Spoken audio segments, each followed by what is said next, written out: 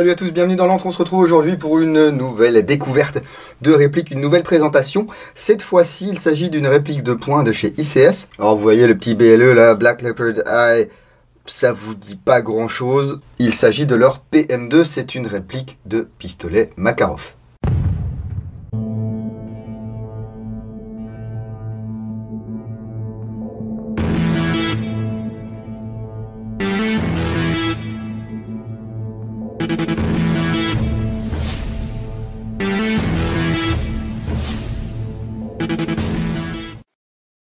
C'est une réplique que j'ai achetée sur Taiwan Gun au prix de 123,50 €. C'était un achat d'opportunité, hein. Je voulais vraiment pas acheter cette réplique, enfin j'avais pas prévu spécialement de l'acheter, du moins pas tout de suite. Et puis comme j'avais besoin de quelques petits trucs sur leur site que eux seuls avaient, j'ai complété mon colis par cette réplique. Ça m'a permis de pas payer de frais de port, voilà. C'est pas une technique tout à fait au point parce que du coup au lieu d'économiser 15 € de frais de port, vous payez 123,50 € de réplique. Mais au moins je vais pouvoir vous faire la review de ce BLE PM2. Alors pourquoi j'étais intéressé par ce BLE PM2? Lorsqu'il a été présenté par ICS, il était présenté comme le MK23 du russophile, quoi. C'est une réplique qui était censée être livrée avec son modérateur de son, le fameux ICS Shadow Silencer, avec un système de chicane à l'intérieur, qui est censé être très silencieux et tout. On va tester ça ensemble. On va commencer par ouvrir la boîte, bien sûr. Donc on retrouve le mode d'emploi.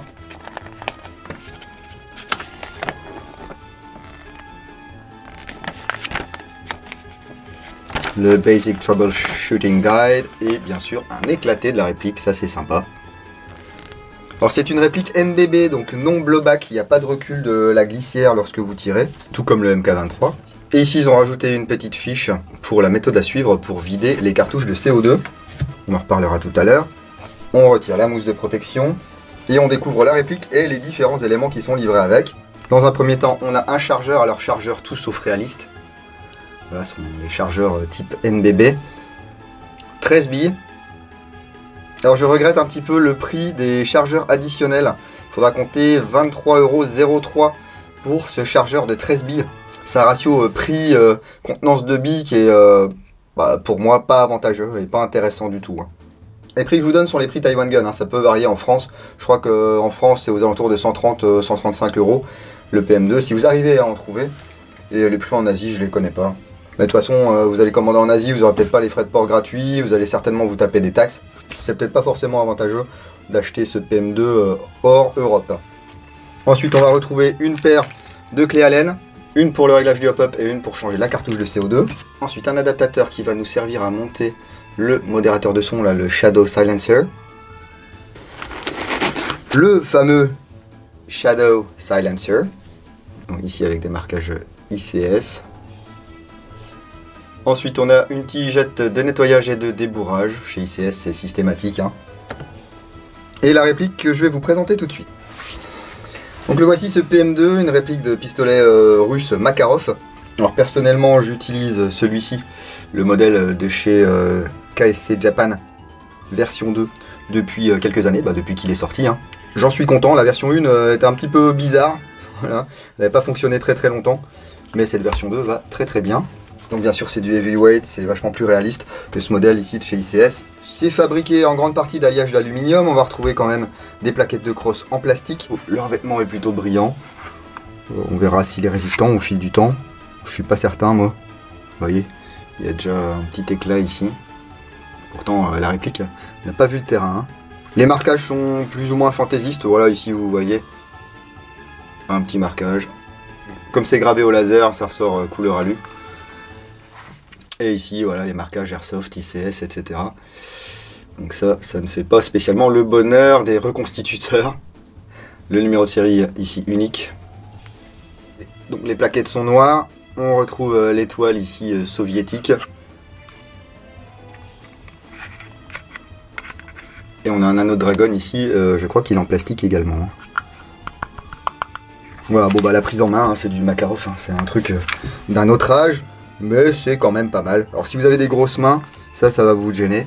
Des stries de préhension ici de chaque côté, mais elles vont servir à rien étant donné que la glissière est fixe. Donc ici on a une fausse fenêtre d'éjection, le faux extracteur. Le pontet qui en tout cas dans un premier temps ne va pas bouger, ça ne va pas servir à démonter la réplique. La réplique en fait ce sont deux demi-coques qui sont maintenus par des vis. Et à l'intérieur, vous avez un système pneumatique à CO2. Cependant, on a tout de même un hop-up réglable ici, à l'aide d'une petite vis. Les organes de visée ici. Voilà. Le marteau est en métal, il peut être activé. Et on a une sûreté ici. Voilà, donc là, je ne peux pas tirer. Et là, je vais pouvoir tirer. Vous voyez, c'est assez bruyant déjà. Hein. Ici, si on compare avec le MK23.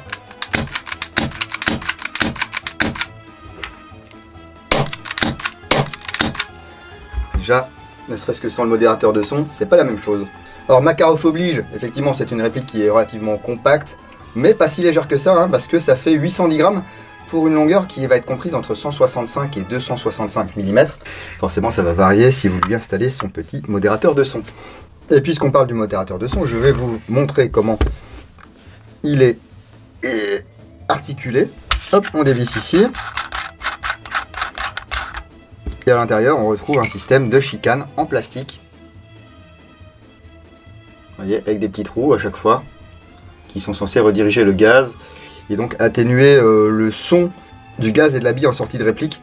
Il y a certains vrais modérateurs de son qui sont composés de chicanes comme ceci à l'intérieur. Après, il y a différents designs. Hein. Là, ils ont décidé de mettre du plastique à la place de la mousse. Du coup, je pense que ça ne va peut-être pas amortir le son si bien que ça, parce que voilà, c'est du plastique assez dur. Ça ne va pas forcément l'amplifier, mais ça ne va peut-être pas forcément non plus l'étouffer. Ça sera, je pense, moins efficace que si on avait eu de la mousse à l'intérieur. Donc j'essaierai avec de la mousse pour voir si on peut entendre une différence, dans tous les cas à la caméra. Alors je vais reparler de Silverback, eux ils ont choisi de mettre des mousses de différents diamètres. Diamètre important, moins important, important, moins important, etc. Pour justement créer des chicanes, mais que ce soit absorbé par la mousse. Alors je n'ai pas eu le loisir de le recevoir et de le tester dans l'antre, mais je l'avais testé à l'Iwa, et c'est vrai que c'était très très efficace. Hop là. Que je casse pas tout. Voilà, parce que ça se démonte. Hein. Je vous vois venir, vous allez me dire, ouais mais sur ton Makarov, il n'y a pas de filetage ici, là, c'est n'importe quoi, là, comment on fait, on le... Bah oui, vous avez bien suivi la vidéo, bien sûr, car vous êtes très très gentil. Ici, on a l'adaptateur qu'on va venir placer à la place de celui d'origine. On a une vis ici, une petite vis cruciforme qu'on enlève. Voilà, on va pouvoir ici enlever l'extrémité de la réplique. Alors vous aurez peut-être besoin d'un tournevis assez fin. Allez-y mollo pour pas endommager votre réplique. Celui de base est en plastique. Celui qui comporte le filetage est en alliage. Voilà, on remet la vis. Alors allez-y mollo. Soit laissez toujours le fileté, soit laissez toujours l'autre peut-être, mais j'ai pas trop confiance moi au filetage là dans un corps en alu. Et on a ici un pas en 14 mm anti-horaire.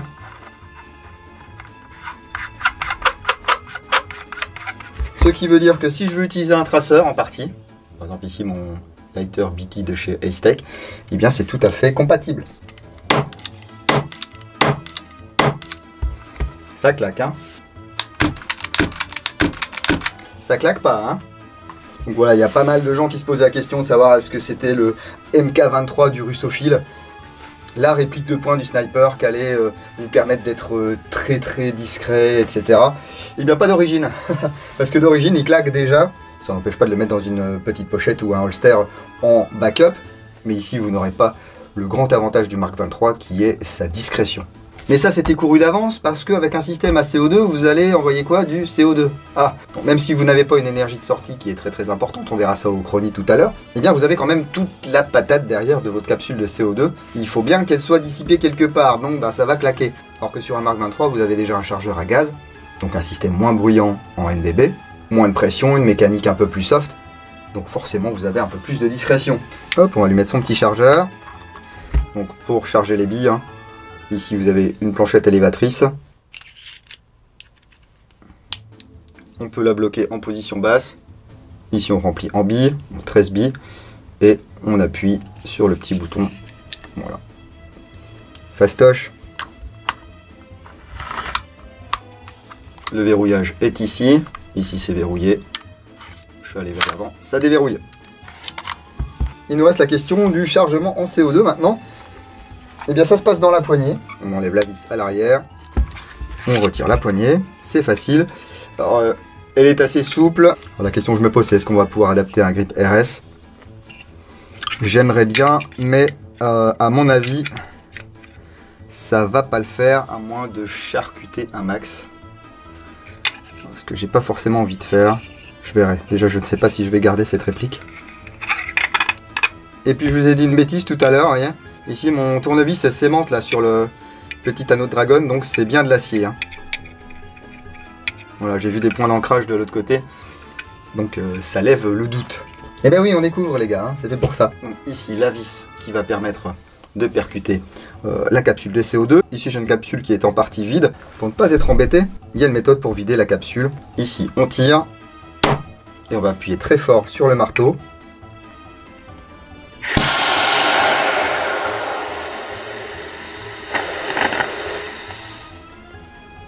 Voilà. Alors mettez de préférence des gants parce que là ça va devenir très froid très vite. Donc, je peux utiliser la clé Allen fournie pour défaire ici la vis. Alors, dans le doute, portez des lunettes de protection quand vous changez de capsule de CO2.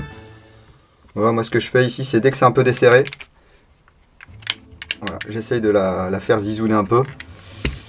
Et ensuite, je l'enlève. Ça évite une capsule dans laquelle il resterait éventuellement un tout petit peu de pression qui va gicler de son emplacement et qui va vous arriver dans l'œil. Ça fait jamais plaisir, on peut perdre un œil et ça repousse pas. Et donc ici, je réinsère une capsule tout à fait neuve que je vais venir percuter. Donc là j'ai pris mon temps, ne serrez pas trop fort, mais allez-y un bon coup sec pour perdre le moins de CO2 possible dans votre sparklet. On a une réplique qui peut tirer en simple action ou en double action. Donc soit vous choisissez d'armer ici le marteau. On va rattraper le jeu ici. On arrive sur un mur. Il n'y a pas de recyclage. Donc si vous voulez à nouveau, vous pouvez armer le marteau. Voilà. Ou sinon, bah, vous tirez en double action. Donc là, il y a vraiment un effort à faire. Voilà. Donc si vous comptez surprendre un adversaire et que vous avez besoin de viser comme il faut et tout, moi je vous conseillerais d'armer dans un premier temps, de prendre votre visée, et là, bim, ça fait plaisir. Si c'est du tir réflexe, vous y allez. Ne vous souciez pas trop de l'autonomie, vous allez avoir une très bonne autonomie avec cette réplique. J'ai pas encore fait les tests complets, ça sera pour la review complète dans l'entre le blog. Mais avec la Sparklet précédente, j'avais tiré déjà une dizaine de chargeurs, et ça fonctionnait toujours très bien. Je vous propose d'aller voir combien ça sort au chrony, en espérant que ça ne sort pas trop fort, parce que les répliques CO2, même si les fabricants font de plus en plus d'efforts, parfois on reste aux alentours des 330 fps, 340, ce qui ne passe pas forcément partout chez nous en France.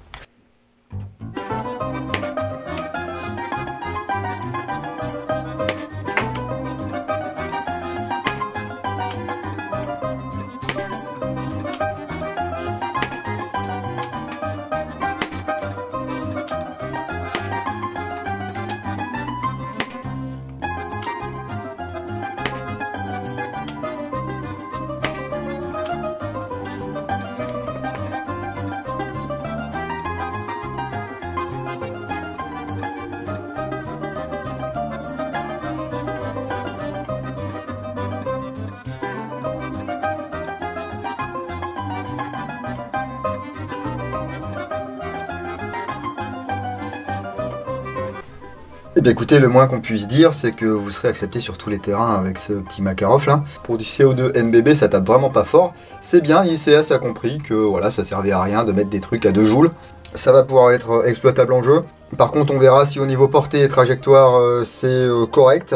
Et puis dans la review complète, je vous le démontrerai pour voir quand même comment c'est fichu là-dedans. Et puis si on peut changer le joint, le canon interne et ce genre de choses.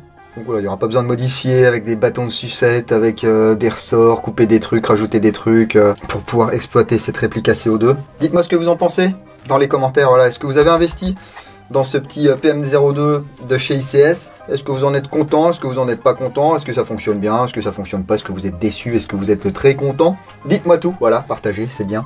Ça permet aux camarades qui se posent encore des questions d'avoir votre ressenti et puis votre feedback. Hein. Si vous voulez un autre avis sur cette réplique, entre autres, hein, mais au moins en français. Vous avez encore une vidéo aussi de la team Bradva Alors, je ne saurais pas vous dire ce qu'il y a dedans parce que je ne l'ai pas regardé. Voilà, je ne regarde pas les vidéos des copains avant de faire les miennes parce que ça permet de ne pas me faire influencer, voilà. Mais dès que j'aurai fini le tournage de celle-ci, eh bien, j'irai voir ce qu'ils en disent. Ça me permettra de voir si on a eu un petit peu le même ressenti, voilà, lors de nos tests.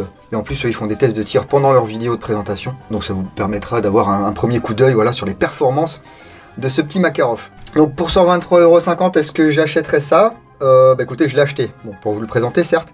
Je sais pas. Oui, si j'ai pas de Makarov, que je cherche un Makarov, que je veux du NBB, que je veux pas une puissance faramineuse, que je veux pas me prendre la tête, et que je veux mettre un modérateur de son, pour moi, enfin, je préfère celui-ci au modèle WE, hein, pour tout vous dire. Par contre, si je cherche un Makarov qui ressemble vraiment à un chouette Makarov et tout, ici, je prendrai le modèle Heavyweight de chez KSC Japan. Après, c'est vraiment personnel, hein. Là, vous avez vraiment une réplique de jeu avec les marquages un peu fantasy, Starsoft, machin, tout ça. Si ça vous dérange pas du tout, allez-y, hein. Un petit bémol également, enfin moi je trouve que les chargeurs sont un petit peu chers, voilà. Franchement, 23 € pour un chargeur comme ça, pile simple, 13 billes. Ouais, faut peut-être pas non plus exagérer, hein. À 12-13 €, ouais, pourquoi pas. À 23 €, vous me faites jamais acheter un chargeur supplémentaire pour cette réplique, hein. N'hésitez pas à lâcher un gros like sur cette vidéo, ça fait toujours plaisir. Vous pouvez également tiper, il y a le lien vers MyTip. Alors soit vous pouvez lâcher quelques centimes, ou soit vous pouvez tiper gratuitement en répondant à des sondages. Ça prend quelques minutes de votre temps et moi ça me crédite des petits centimes. Ça me permet par exemple de racheter de l'éclairage, de racheter... là j'ai un trépied pour porter mon éclairage justement qui vient de lâcher. Une vis à casser, donc je vais devoir acheter un petit trépied. Ce sont des petits frais de fonctionnement, voilà, si vous donnez 10 centimes et que vous êtes nombreux à donner 10 centimes, ou à renseigner des petits sondages, et ça m'aide à faire tourner la chaîne, voilà. Et puis ça permet aussi de montrer votre appréciation, mais il n'y a vraiment aucune obligation. Si vous voulez retrouver toutes les news de l'antre, vous pouvez me suivre sur la page Facebook, ainsi que sur www.l'antredudingo.com. On va se laisser sur un 360 de ce petit Makarov là, ce petit BLE PM2 de chez ICS. Si vous allez en jeu ce week-end, n'oubliez pas, jouez sérieusement, mais sans vous prendre au sérieux, et moi je vous dis à bientôt dans l'antre du dingo. Bise.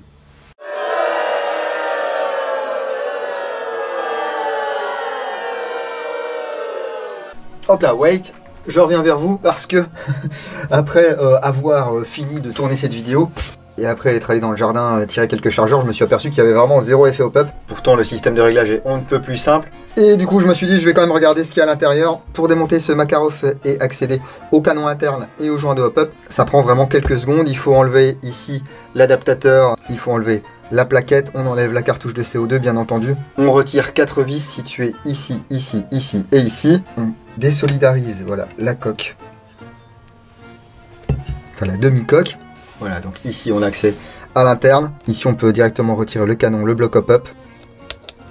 Voilà, avec la vis de réglage ici qui va venir directement appuyer sur le bourrelet. Ici on va retirer la bague rouge en plastique. On peut faire coulisser le canon et le joint vers l'avant. Vous avez un petit joint torique là pour caler le tout. Alors déjà c'est un joint propriétaire, voilà, avec un profil particulier. Et en fait ça ne tire pas droit, tout simplement parce que le joint est gras. C'est très très gras à l'intérieur comme à l'extérieur. Donc soit en sortie de boîte, vous le prenez et vous tirez 4, 5, 6, 7, 8, 9, 10 chargeurs jusqu'à ce qu'il n'y ait plus de gras. Soit vous êtes comme moi, vous êtes un petit peu plus foufou, et bien vous ôtez ces 4 vis, la demi-coque, et puis vous nettoyez ça à l'essence F ou tout autre dégraissant qui ne sera pas agressif pour votre joint de hop-up, parce que du coup, si vous l'endommagez, ça va pas être facile d'en trouver un nouveau. Vous voyez ici l'état de mon petit Sopolin, normalement à l'intérieur du joint, comme ça, ça ne devrait pas ressortir comme ça. J'en profite pour faire le canon également. Et oui, parce qu'il les monte, voilà, pour que ce soit plus facile, il graisse tout, sauf qu'il graisse l'intérieur et l'extérieur. C'est pas très malin ça. Allez, cette fois-ci, je vous laisse sur le 360. Ding out.